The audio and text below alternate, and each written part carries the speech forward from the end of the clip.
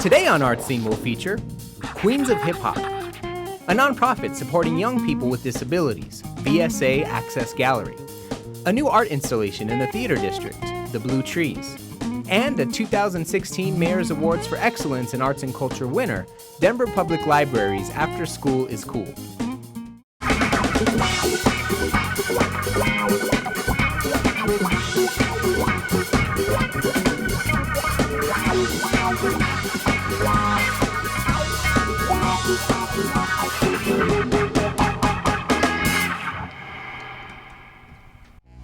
Hey, welcome to Art Scene. I'm Bobby Lefebvre. We're here at Queens of Hip Hop, celebrating the women of hip hop culture. Let's check it out. Yeah.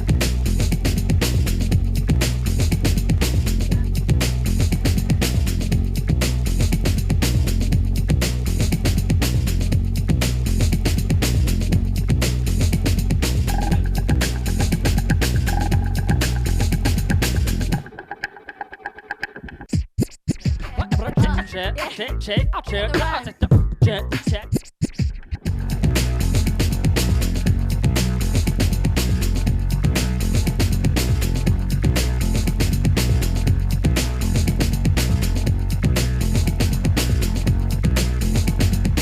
We first started Queens of Hip Hop 8 years ago. It was a student organization at Metro State. The student organization was called Hip Hop Congress.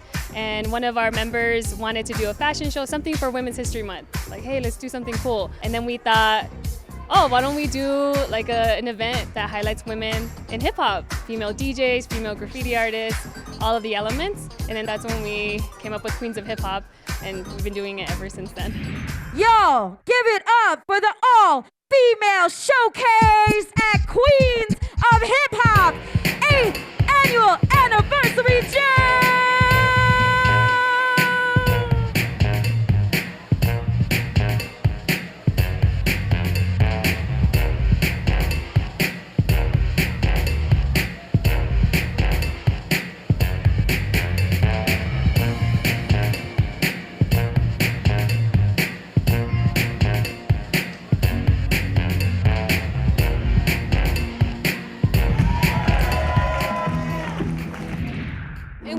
Encourage more women to get involved, we need to be more visible. So we do this annual event, not just for women, but it's to highlight women and really showcase how strong women are in hip hop. It took me a long time to develop a voice, and now that I have it, I am not going to be quiet. I aspire to be an empowered woman with vision and grace, admired for my heart, and above all, always honest, open, and raw. So can you tell us a little bit about that performance that you just did? It was very moving and powerful. How did that come to be, and what did it mean to you guys? So we wanted to incorporate some of the spoken word that we find and put it into our movement because words to us mean a lot. And with that, it helped us create movement that went with the type of poetry that we chose. You can always tell who the strong women are. They are always the ones building each other up instead of tearing each other down. All right. What does it mean to you to have an event dedicated entirely to the women of hip hop culture? I feel like it's very powerful since there are a lot of women, but they aren't necessarily like showcased or like they don't get shown in the light so much. So it's very empowering, and it shows them that they can do it too, and that there's other girls, and especially for the younger generation. Like, I'm only 14, but like the younger generation, seeing people even my age or older than that, being able to express themselves in this kind of format is very powerful for them also. You know, when we reach young people, especially primary ages and middle school age, we really find that women, it's a really great outlet for them, especially at that age, 13, 14, when they start really questioning who they are, and they question like images of women that they see and in the media. And through hip hop, it helps them develop their own self-determination and how they want to represent themselves. So it's very powerful, and we've seen it that it works.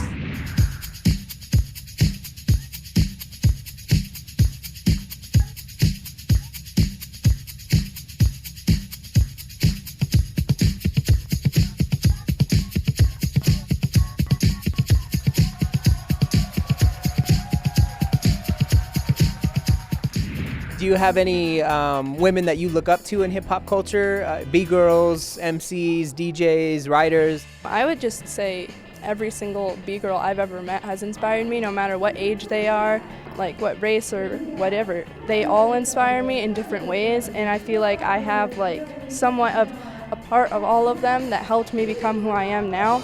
But especially like Asia One, for example. A few years ago, I was doing a battle and she came up to me afterwards and was like, yo, you're really dope. I'm gonna help you train to become even better. And that for me was like a huge, huge experience, and like it was amazing, and I'm still training with her and getting better, and so I feel like she especially is one of them. I've reached out to some women here already, young women and girls, and given them our cards and said, you know, if you want to come be a part of this, we're very welcoming. We're all different ages, from middle school to, I'm probably the oldest person in it. I won't date myself, but I'm one of the older people in it. But we really believe in the mentorship tradition of hip hop. We're a mother-daughter duo. She's 10 and I'm 30-something. Yeah. Together, the new generation, and I just encourage her to get her stuff out there. That's awesome. So Lil Wing, what do you think of Queens of Hip Hop today? I think it's a good experience for like younger kids and like new generations. Everyone that is deeply involved in this Queens of Hip Hop, honestly, like each one of them have a little something that I take from them and help build myself to be a better person. It doesn't really necessarily have to be hip hop either. Just how they carry themselves and just being a good role model, and all of that is just priceless, and that's what I take the most. What have you experienced as being members of Queens that really makes you proud to be a part of this organization and group? We have a lot of women that come up to us and ask us for advice and want to be a part of what we do. And what we have been fortunate enough to do is we got to work with a lot of nonprofit organizations that cater to women. We're trying to find things that would help them, even if it's like little. Like, we're always looking for ways to help.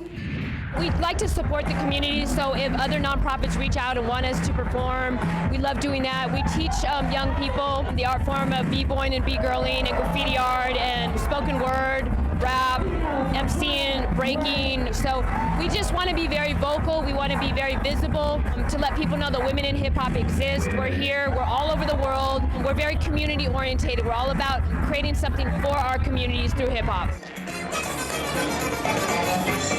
We'll be back with much more Queens of Hip Hop. But first, we're going to take a look at a winner of the 2016 Mayor's Awards for Excellence in Arts and Culture. Denver Public Library's After School is Cool.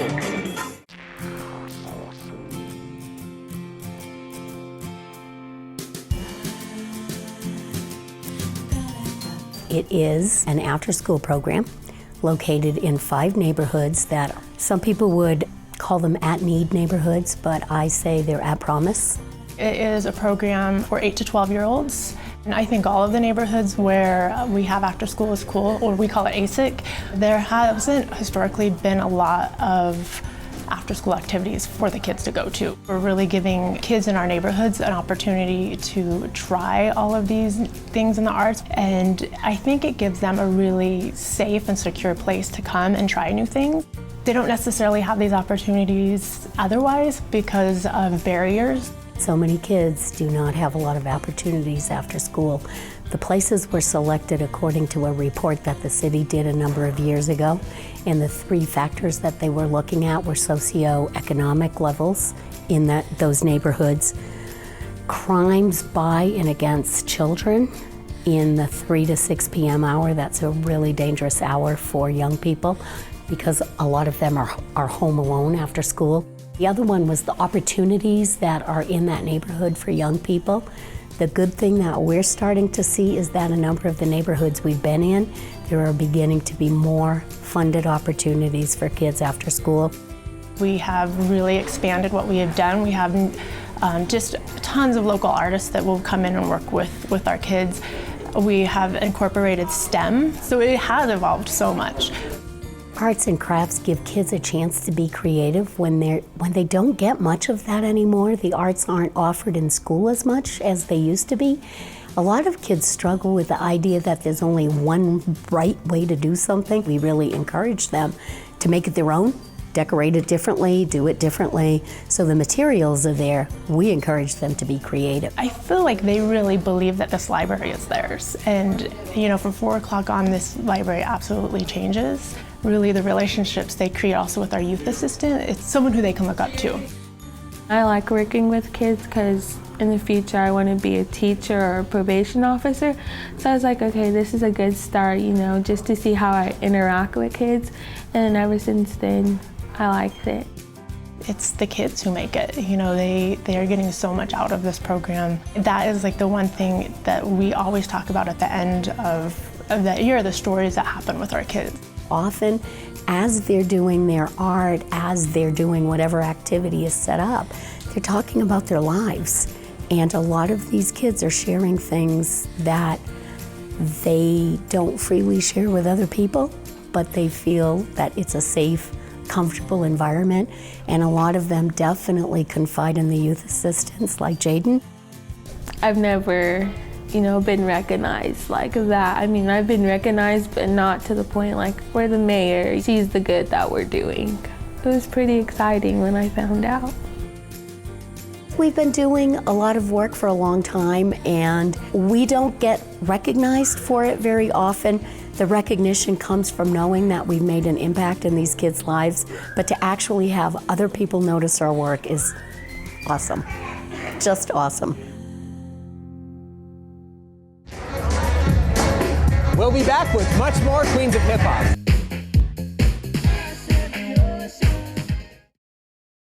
Listen to me. Hear what I say. Lots more Queens of Hip Hop coming up soon. But first, we're going to head to the studio with Michael Gadlin and VSA.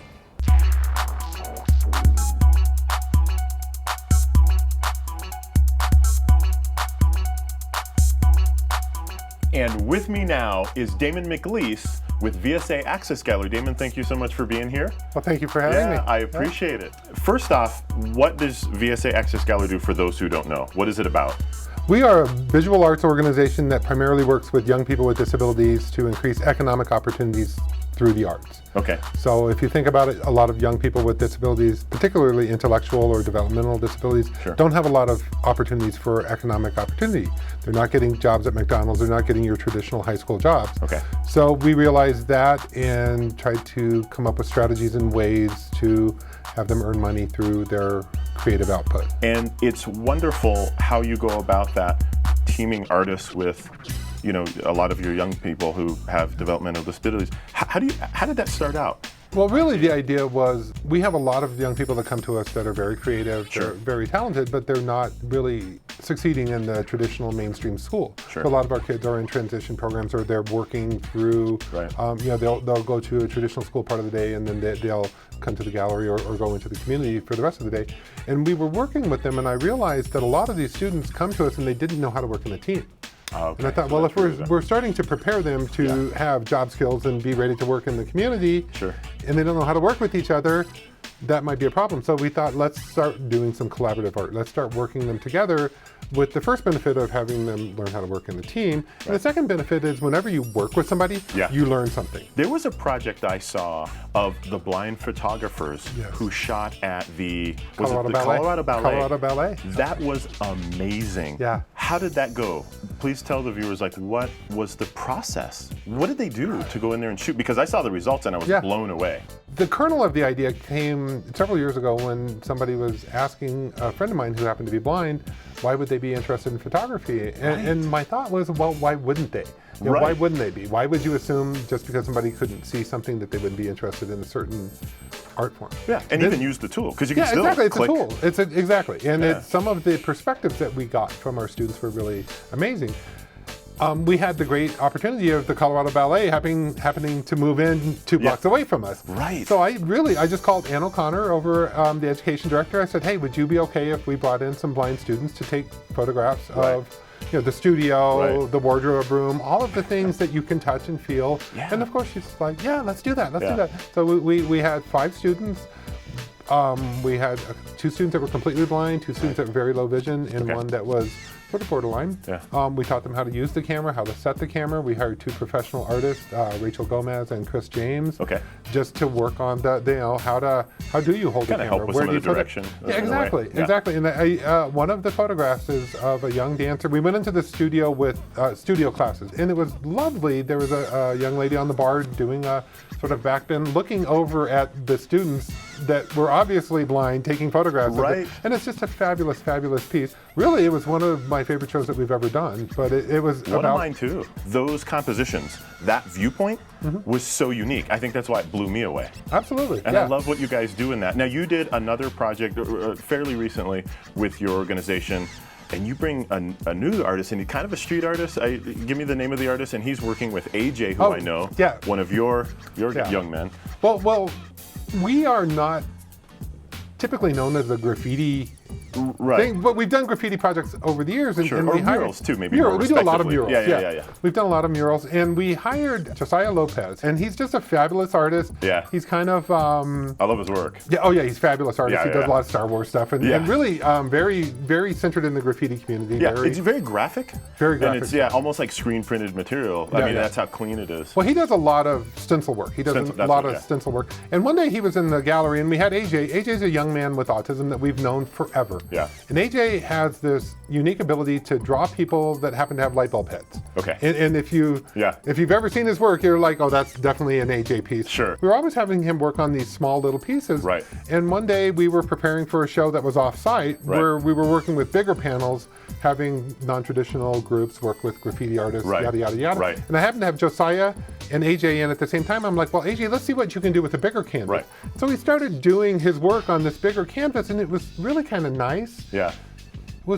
It was nice, you could still tell it was him, yeah. but it wasn't quite there. And I said, Josiah, can you help him? Show him maybe some shading and some movements. And before I knew it, they were creating this piece together. Yeah. And I'm like, okay, let's go get a bigger canvas, because these pieces are they're amazing. phenomenal. We ended up doing a show, Right. and we named it Grasshopper and Yoda. Because Grasshopper and, yeah. AJ, you know AJ. Yeah, I Short do. attention span. It's like, Right. oh, there's a car driving by, let's go see what that was. Yeah, exactly. It's like, okay, there's 30,000 cars driving by every day, but he wants to go see what the car is. Yeah. So he has very short attention span. And then Josiah is really into Star Wars, really does a lot of work with, he did 100 Stormtrooper paintings, so he's really in. So I'm like, okay, this is, he's a little grumpy. Their result was amazing, and to see all that they did. What is the future of VSA? How is it going to continue on? I know that you continue to look for opportunities. Yeah, well, we're branching into, again, it's about economic opportunity for young people. So anything we can do to put money in their pocket. We've recently branched into, well, you know about the corporate art. The corporate art. We create artwork for corporations using their collateral material. And we do pieces everywhere from something that might sit behind somebody's desk to full-on lobby pieces like we worked with you. With which me, that's was wonderful. What, 8 feet by 12 feet? I mean, it was a monstrous piece. Yeah, it was big. Thank you so much for being on. It's good to see you. I love what you guys are doing, and we want people to really know about it. That's good. Good deal. All right. And now, the Blue Trees.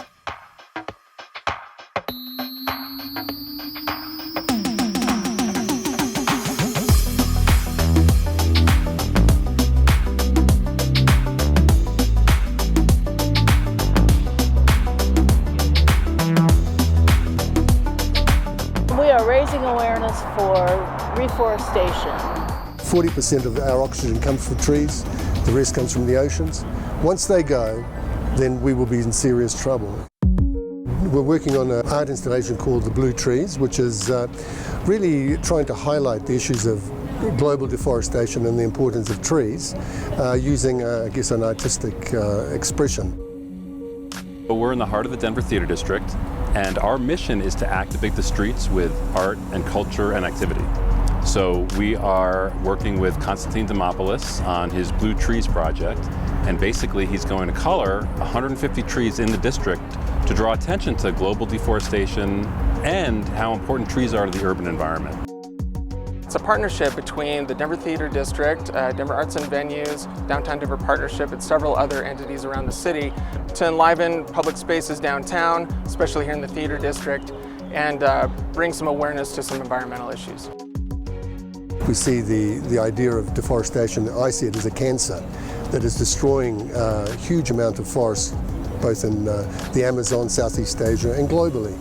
And I think it's important that really the urban trees, the urban forest, tries to help its brother the old growth forest and the rainforest. Replanting a tree is not the answer normally, because once the orangutan has disappeared, once the monkeys and all the other animals that rely on the trees, once those trees, you can't bring those back.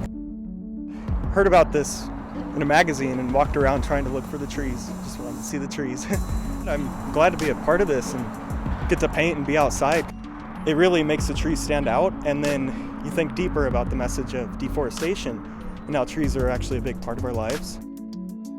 You know, trees is like kind of treat it as your house, you know, like you want your house to be nice and neat and organized, and you take care of it, it's the heart. And just like trees, they produce oxygen for us, help Mother Earth grow, and we need a part of that as human beings, as everything else as well. Painting trees may not seem like it's very healthy, but I'm told that it's not harmful to them at all. We've done it in over 20 cities. We work with tree foundations here in Denver. This particular pigment washes off. As an artist, I would be destroyed if anything happened to the tree. That's why we have all these trees are checked to see that they are not stressed. We have gone to places where we were going to colour trees and we said, no, we can't, these trees are stressed. The trees are the king. And we're trying to be very gentle.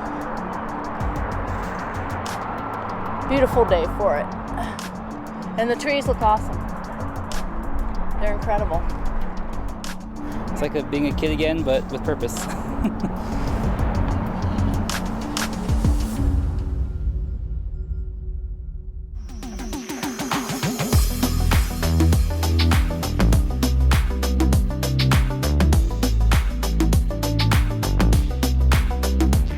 We are back at Queens of Hip Hop. Let's see what's going on. Data and Memo versus Lionheart. Are we ready? 1 round, 40 seconds each. DJ, let's go.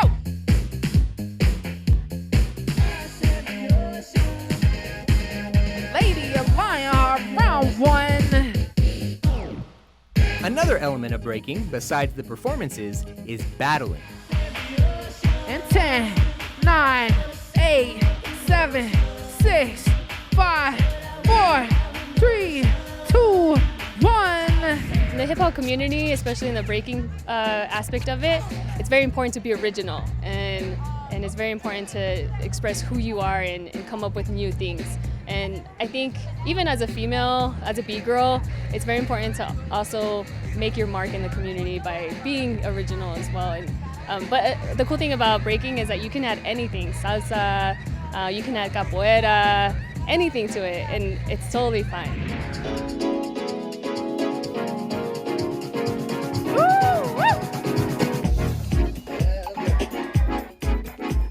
Hey, hey, oh, oh, hey, hey. 3, 2, 1. All right, Kaylin. Like, what point did you say this is what I want to do? I was actually a studio dancer for quite some time, and just being in the mirror all the time was making me really self-conscious. So when I got out here, I'm faced with people who love what they do and they love music. There is no mirrors, there is no judgment. When you look in the mirror, you judge. When you're surrounded by people who love what they do and they have love for you, it's a different feeling. It's definitely that one thing that if you had a bad day, your friend had a bad day, like the music, the dance is always there for you. And there's always gonna be people there for you in general in hip hop. So that's one of the things that, like, when life is just doing you so wrong, like there's something to fall back on. In the battles, men are welcome too. I got enough to go around, and the thought takes place uptown. I grew up on the sidewalk while on street talk, and then talk the whole. How long have you been involved in hip hop culture? Oh man, I seen breaking when I was little, so Turbo and Ozone, popping, boogaloo, I love that. I got into breaking recently a few years back. I still go back to popping every time, but just the whole scene, the whole vibe, since I was about 8 years old. I'm 32 now, so. Wow, that's cool, that's cool. So you've seen a lot, you've been around it, you watch it change? Still a lot to learn, but I'm getting there, yeah.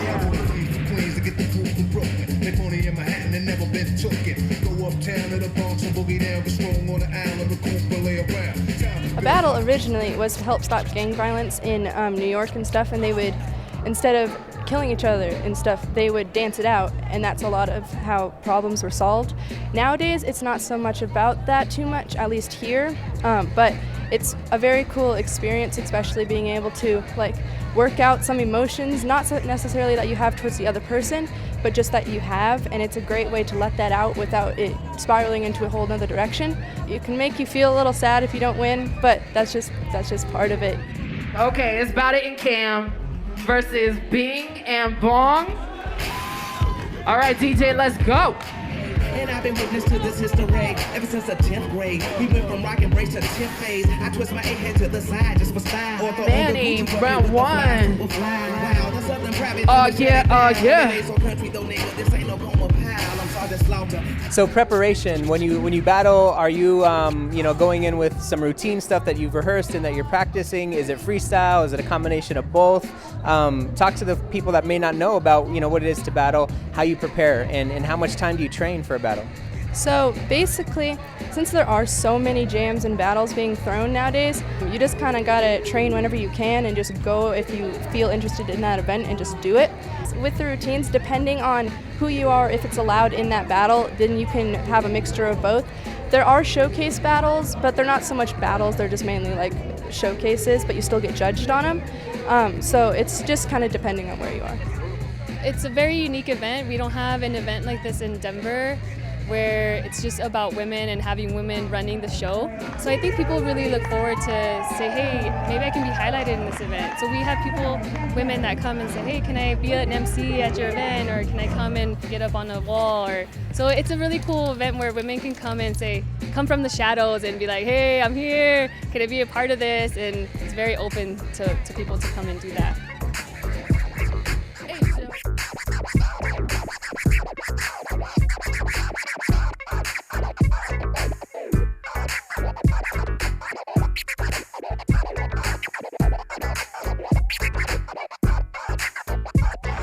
We want to thank Queens of Hip Hop for inviting us to this awesome event.